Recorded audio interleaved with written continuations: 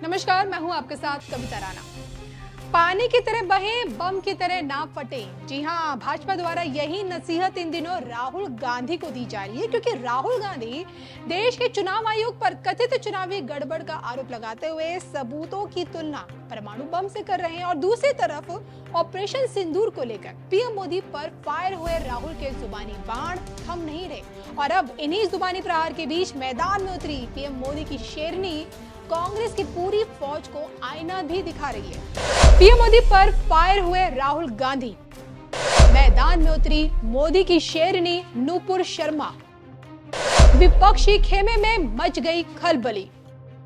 देखिए सिर्फ और सिर्फ धर्म ज्ञान पर। नूपुर शर्मा नाम से अगर आप परिचित नहीं हैं, तो आप ये जरूर जान लें कि पैगंबर विवाद मामले में 15 महीनों के लिए अंडरग्राउंड हुई बीजेपी की पूर्व नेता और पेशे से वकील नूपुर शर्मा अब जाकर सार्वजनिक रूप से अपनी बात रख पाती है।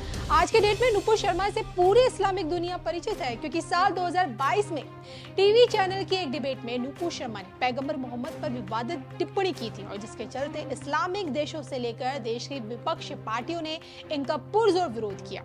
इनके खिलाफ कथित कट्टरपंथी सड़कों पर उतर आए, इन्हें जान से मारने की धमकियां भी मिलने लगी और जिसके बाद नूपुर शर्मा ने न सिर्फ सार्वजनिक तौर पर माफी मांगी, बल्कि पार्टी की तरफ से भी इन्हें निष्कासित कर दिया गया और इस पूरे विवाद के बाद नूपुर शर्मा को जो कुछ भी झेलना पड़ा, सहना पड़ा, उसके बाद सवाल उठने लगे कि जो लोग सनातन को गाली बकते हैं उनका क्या, जो सनातन को खत्म करने की बात करते हैं ऐसे लोगों के खिलाफ क्या कार्रवाई नहीं होनी चाहिए? अगर अन्य धर्मों के खिलाफ बोलना अगर ईश निंदा में आता है, तो क्या सनातन का अपमान करना जुर्म नहीं है?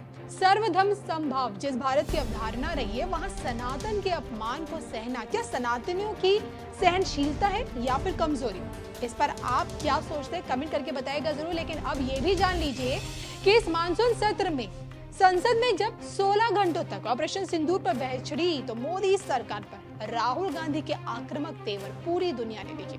ऑपरेशन सिंदूर को लेकर राहुल गांधी ने मोदी सरकार की इच्छा शक्ति पर सवाल उठाए, पीएम मोदी पर संघर्ष विराम को लेकर झूठ बोलने का आरोप लगाया, ऑपरेशन में राजनीतिक इच्छा शक्ति का अभाव भी बताया और कुल मिलाकर अगर देखा जाए तो राहुल गांधी की देखा देखी समूचे विपक्ष ने दाल में कुछ काला होने की संभावना जताई। मतलब ये कि सरकार की मंशा पर शक किया, जिस पर भड़के नूपुर शर्मा ने अब जाकर अपनी चुप्पी तोड़ी है। विपक्ष पर धाड़ी नूपुर शर्मा ने राहुल गांधी समेत पूरे विपक्ष को आईना दिखाया है। खुलकर अपनी बात रखते हुए उन्होंने ये बात कही है, संसद सत्र से एक बार फिर ये स्पष्ट हो गया है कि विपक्ष का एक ही काम है, आर्मी, कानून व्यवस्था, सरकार और मंत्रियों पर शक करना, जबकि दूसरों पर भरोसा करते हैं। कांग्रेस पार्टी पाकिस्तान परस्त कब हो जाती है उन्हें समझ में नहीं आता। उन्हें समझना चाहिए कि वो सरकार का विरोध करते करते भारत का विरोध और फिर पाकिस्तान का पक्ष ले लेते हैं। संसद की कार्रवाई को मैंने सुना, प्रधानमंत्री नरेंद्र मोदी और केंद्रीय गृह मंत्री अमित शाह के बयान को भी मैंने सुना और मेरे हिसाब से विपक्ष को थोड़ा संयम के साथ अपनी बात रखनी चाहिए। उन्हें कम से कम अपनी सेना पर अटूट भरोसा करना चाहिए। तो पैगंबर विवाद के बाद ये पहली दफा है, सोचिए, जब नूपुर शर्मा ने पीएम मोदी के समर्थन में कांग्रेस की कड़ी निंदा की है, या फिर यूं कहें कि एक लंबे समय बाद नूपुर शर्मा नाम का बम राहुल गांधी पर गिरा है, क्योंकि इन दिनों राहुल गांधी की जुबान से बम फट रहे हैं। हाल ही में तो सोचिए, राहुल गांधी ने चुनाव आयोग पर कथित चुनावी गड़बड़ी करने का आरोप लगाया है और सबूतों की तुलना एटम बम से करते हुए ये दावा किया है कि जब ये फटेगा तो चुनाव आयोग के पास छिपने की कोई जगह नहीं होगी। बहरहाल बम किस पर फटेगा और किसका नुकसान होगा, ये तो जनता के हाथों में है, क्योंकि इस साल एक बार फिर चुनावी पिच पर राजनीतिक पार्टियों का टेस्ट है। बिहार के बाद बंगाल का चुनाव है। अगर दम है तो यहाँ पे प्रधानमंत्री बोल दे कि ट्रंप झूठ बोल रहे हैं। 29 बार उन्होंने बोला कि भैया मैंने सीज फायर करवाया।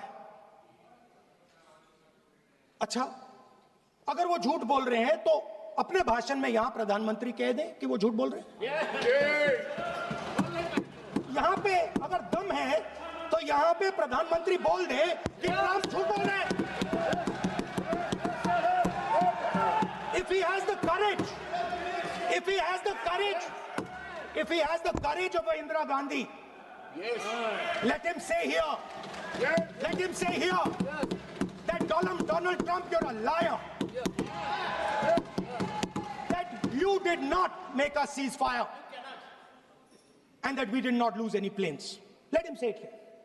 If he has the courage. 50% भी है इंदिरा गांधी का तो यहां बोल दें, 50% होगा तो बोल देंगे। सर, टाइगर को पूरी फ्रीडम देनी पड़ती है। टाइगर को आप बांध नहीं सकते हो।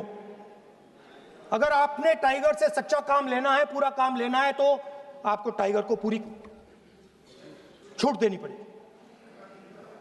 सर, दो शब्द हैं, एक पॉलिटिकल विल और दूसरा फ्रीडम ऑफ ऑपरेशन। मतलब अगर आप हिंदुस्तान की सेना, एयरफोर्स, नेवी का प्रयोग करना चाहते हो, आपके पास सबसे पहले 100% पॉलिटिकल विल होनी चाहिए। और दूसरा, अगर आप सेना का प्रयोग करना चाहते हो तो आपको फुल फ्रीडम ऑफ ऑपरेशन देना पड़ेगा। राजनाथ सिंह जी ने अपने भाषण में कल 1971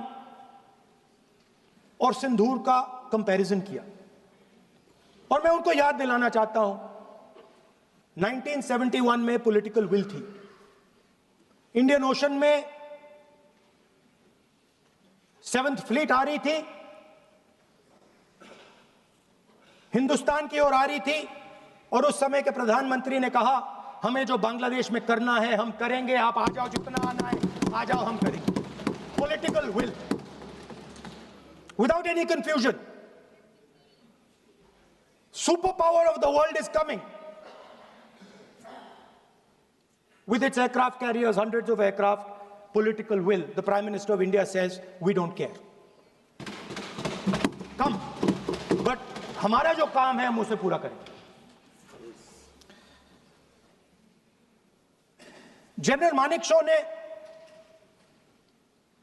इंदिरा गांधी जी से कहा